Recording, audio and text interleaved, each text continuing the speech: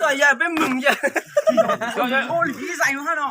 Ôi, giống người à? Anh em về đây. Bật luôn. Anh em ơi, ok đây. Đi nhá. Cầu lên. Ôi, Cháu ơi. Mời đây, ok đây. Ba tháng cho về đây. Về luôn đấy. ôi, đẹp chưa à? Những cái gì em phải thôi. Ok đây.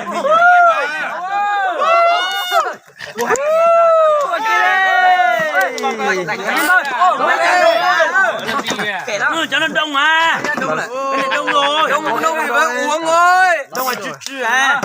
Đông Cần nữa. Anh ơi. Thôi em xuống lên. Ra bên đó mới nhọ. Thôi.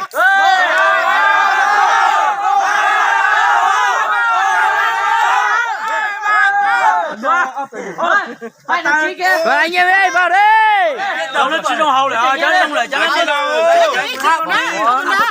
Em ơi, cái nào đông thì bỏ đấy. Cái này đông Đông đấy. quá. Kia này, bây giờ đông quá. Đông cái này. Lên lên.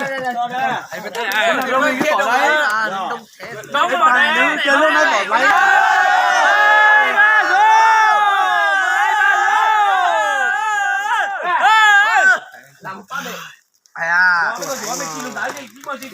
Ngồi thế nhỉ?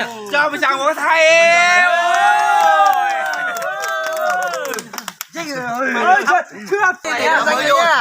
Đây năm mới đây. Năm mới khỏe nhá. Bác các cô các chú nhá. Hay mà. Ôi hai ba rồi. Phải nhá. Chơi nhá. Phải nhá. Đây ơi. Về nhá. Mày ơi. Lên sao snap tập kế là. Không không được đâu làm thôi nhá. Rồi, để anh bắt ạ.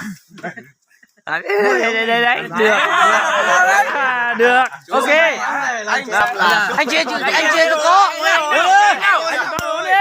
Uống đi. Ê mày, anh uống rồi, anh bảo rồi. Tao của anh đâu? Hết rồi, hết rồi.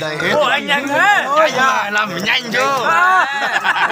Nhanh thôi. Nhanh đấy, đừng có đùa. Phải làm nhanh chứ. Uống đi, mày hết ai luôn rồi. Nó mà tiền tiền đó. Một trái ít bọn này có xương lắm tán đây. Máy lùi tua này ha này.